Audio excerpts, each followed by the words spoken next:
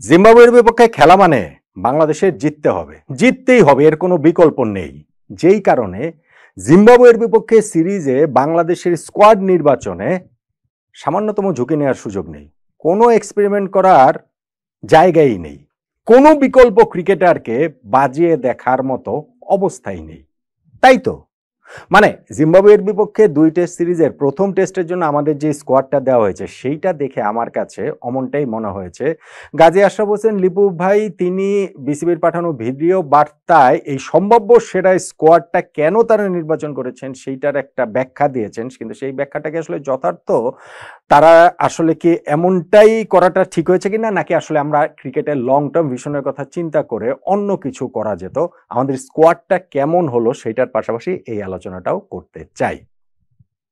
দেখুন, ক্রিকেট এখন প্রচুর খেলা হয়, ইন্টারন্যাশনাল ক্রিকেট অনেক, ফ্র্যাঞ্চাইজি ক্রিকেটের বাস্তবতা অনেক বেশি ক্রিকেটাররা খেলেন, এবং যখন আপনি ইন্টারন্যাশনাল হিসাব করবেন তখন 3টা ফরম্যাট বিবেচনায় নিলে বিকল্প ক্রিকেটার তৈরি করে রাখাটা খুব গুরুত্বপূর্ণ। যেই কারণে অন্যান্য দেশের ক্ষেত্রে দেখা যায় তারা যখন তুলনামূলক দুর্বল দলের বিপক্ষে খেলে, ধরেন সেই তুলনামূলক দুর্বল দল আমরা বাংলাদেশ প্রায় সময়ই আমরা পড়ে যাই হয়ে থাকি, তো আমাদের বিপক্ষে খেলার সময় ওই তুলনামূলক সবল দলগুলো তাদের নিয়মিত কিছু ক্রিকেটারকে বিশ্রাম দেওয়ার মতো বিলাসিতা তারা দেখাতে পারেন, তারা কিছু এক্সপেরিমেন্ট করার মতো বিলাসিতা দেখাতে পারেন, তারা এই জায়গাটাতে বিকল্প ক্রিকেটার ভবিষ্যতের কথা চিন্তা ভাবনা করে তৈরি করার চেষ্টা করতে তারা পারেন, এবং সেটা আমরা দেখে থাকি।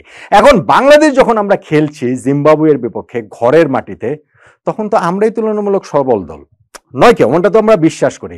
তাহলে আমরা এই জায়গাটাতে কিছু এক্সপেরিমেন্ট করলাম না কেন? কেন এই জায়গাটাতে আমরা কিছু ক্রিকেটারকে ভবিষ্যতের জন্য বাজিয়ে দেখার মতো অবস্থাতে আমরা কি নেই? আমাদেরকে ওই অবস্থাতেও কি আমাদের ক্রিকেট নেই?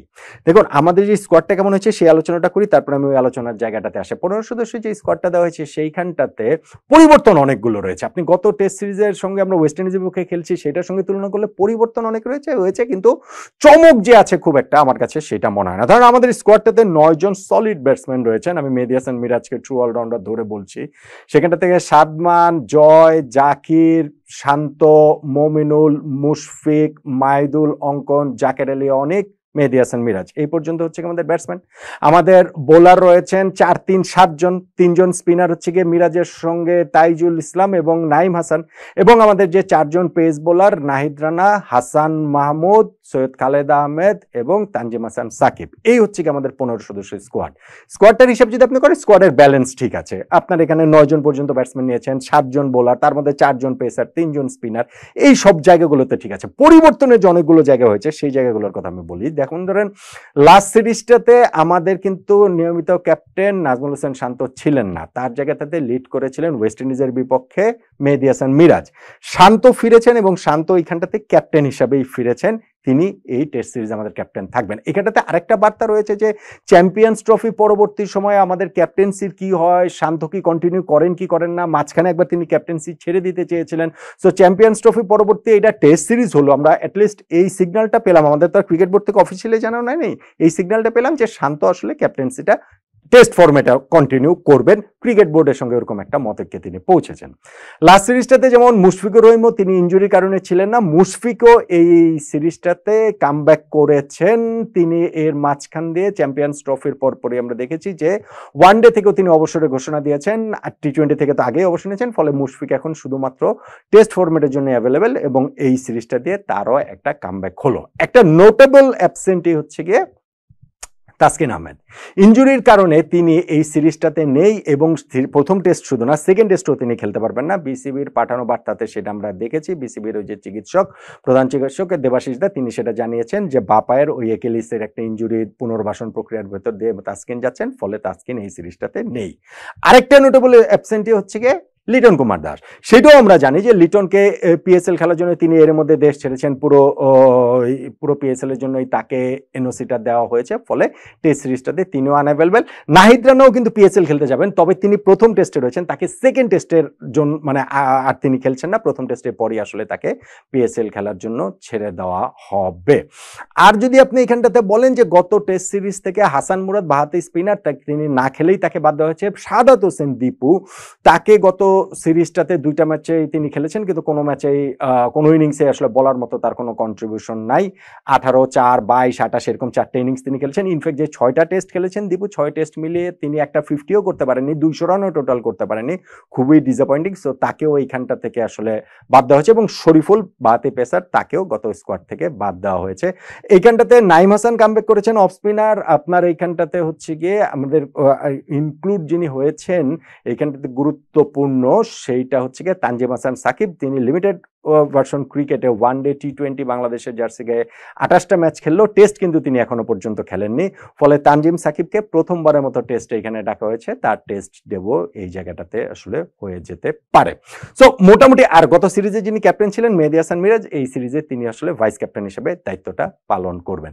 সো মোটামুটি টেস্ট ম্যাচের আমাদের প্রথম টেস্টের স্কোয়াডটার কথা যদি আমরা বলি, এইরকম একটা হিসেবের ভেতর দিয়ে আসলে আমরা এগিয়েছি বা যাচ্ছি। এখন যে কথাটা দিয়ে শুরু করেছিলাম, আমরা কি এই জায়গাটাতে কোনো এক্সপেরিমেন্ট করতে পারতাম কিনা, অন্যদেরকে বাজিয়ে দেখতে পারতাম কিনা? লিপু ভাই ওই বিসিবির পাঠানো ভিডিও বার্তাতে যেটা বলেছেন, আমি জানি না যে বাংলাদেশের টেস্ট স্কোয়াড ঘোষণা করা হচ্ছে, সেখানে সিলেকশন প্যানেল কি কারণে প্রেস কনফারেন্স করে এটা দিবে না। আমার কাছে এটা বোধগম্য মনে হয় না। যে অনেক রকম প্রশ্ন প্রেসের থাকে, সেই প্রশ্নগুলোর মুখোমুখি হতে আসলে অসুবিধাটা কোথায়, ভয়টা কোথায়, এইটা আমারও একটা প্রশ্ন। সো আমরা প্রায়ই দেখি যে তারা এরকম একটা স্কোয়াডটা ঘোষণা করে দিচ্ছেন, এবং সেখানে হচ্ছে গিয়ে প্রধান নির্বাচক বা নির্বাচক প্যানেলের কারো একটা ভিডিও বার্তা বা তার কথাবার্তা সংযুক্ত করে দিচ্ছেন। প্রেস কনফারেন্স করে ইজিলি সেই স্কোয়াডটা ঘোষণা করা যায়।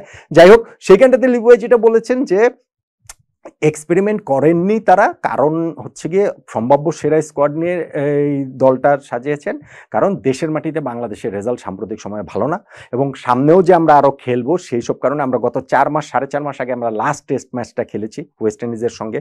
ফলে আমরা এই লঙ্গার ভার্সন ক্রিকেট থেকে অনেকটা দূরে রয়েছে অনেক দিন ধরেই। ফলে তারা এই জায়গাটাতে অন্য কোনো কিছু ভাবার সুযোগ পাননি, এবং সত্যি কথা আমাদের ডোমেস্টিক কি বলা চলে যে হোমে আমাদের পারফরমেন্স ভালো না। আমরা হোমে গত বছর সাউথ আফ্রিকা শ্রীলঙ্কার বিপক্ষে যে 4টা টেস্ট ম্যাচ খেলেছি, 4টাই আমরা হেরেছি। তার আগের বছর যদি আমরা নিউজিল্যান্ডের টেস্টটা যদি ইনক্লুড করি, হোমে বাংলাদেশ সর্বশেষ 5 টেস্টের মধ্যে 5টাই আমরা হেরেছি। ওয়ারেজ অ্যাওয়েতে কিন্তু আমরা লাস্ট ওয়েস্ট ইন্ডিজে গিয়েও জিতে এসেছি, আমরা কিন্তু পাকিস্তানে গিয়ে 2টা টেস্ট জিতেছি।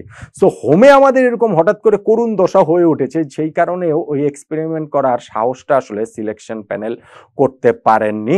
আর যেহেতু আমরা বেশ কিছুদিন ধরে লঙ্গার ভার্সনের এই জায়গাটাতে ক্রিকেট থেকে দূরে রয়েছে, আমরা এখন মাঝখানে আমরা খেলেছি হচ্ছে কি ওইখানটা বিপিএল খেলেছি, আমরা 50 ওভার্সের এখন ঢাকা প্রিমিয়ার লিগ খেলছি আমাদের ক্রিকেটাররা, মাঝখানে আমাদের ন্যাশনাল টিম খেলেছে হচ্ছে গিয়ে চ্যাম্পিয়ন্স ট্রফি 50 ওভার্স টুর্নামেন্ট। যেহেতু লঙ্গার ভার্সন ক্রিকেট থেকে আমরা অনেক দূরে, সেই কারণে এই জায়গাটা থেকে হচ্ছে গিয়ে নতুন ক্রিকেটারদের নিয়ে তারা আর কোনো ঝুঁকি নিতে চাননি। কিন্তু আমি মনে করি যে অবশ্যই জিম্বাবুয়ের বিপক্ষে জেতাটা গুরুত্বপূর্ণ। জিম্বাবুয়ের বিপক্ষে হেরে গেলে এটা একেবারে মানে খুবই একটা করুণ ব্যাপার হয়ে যাবে এবং তুমুল সমালোচনা হবে। আমি সবসময় বলি যে জিম্বাবুয়ের সঙ্গে আমাদের খেলাটা মানে এখন যে জায়গাটাতে এসে দাঁড়িয়েছে, এটা অনেকটা ফুটবলের পেনাল্টি শট নেওয়ার মতো, যে গোল দিলে মনে হয় যে আরে পেনাল্টিতে তো গোল সবাই দিতে পারে, কিন্তু গোল না দিলে মনে হয় যে একটা পেনাল্টি থেকে গোল দিতে পারলো না। সো জিম্বাবুয়ের বিপক্ষে বাংলাদেশ জিতলে বলবে আরে জিম্বাবুয়ের সঙ্গে তো জিতবেই, আর হেরে গেলে বা জিততে না পারলে বলা হবে যে জিম্বাবুয়ের সাথে পর্যন্ত জিততে পারে না। ফলে ওই ঝুঁকির জায়গাটা আমাদের সিলেকশন প্যানেল নেয়নি। কিন্তু আমাদের সামনে যেহেতু অনেক টেস্ট ম্যাচ রয়েছে এবং সত্যিকার অর্থে আমাদের আসলে অনেক ক্রিকেটার যেহেতু প্রয়োজন, এটা আসলে অনেক বড় আলোচনা যে ডোমেস্টিকে বা আমাদের ক্যালেন্ডারে কি কারণে আরো লঙ্গার ভার্সন ক্রিকেট নাই, কেন আরো ক্রিকেট নাই, কেন অন্য অন্য জায়গাতে খেলে সেটা প্রস্তুত হবে না, কেন ন্যাশনাল টিমে খেলেই আমাদের ক্রিকেটারদের হচ্ছে গিয়ে প্রস্তুতিটা নিতে হবে ইন্টারন্যাশনাল ক্রিকেটে খেলে ওরকম অনেক আলোচনা রয়েছে। কিন্তু যেই বাস্তবতা, সেই বাস্তবতার মুখে দাঁড়িয়ে আমার কাছে মনে হয় যে এই জায়গাটাতে সিলেকশন প্যানেল তারা হয়তোবা তারা ভবিষ্যতের কথা চিন্তা করে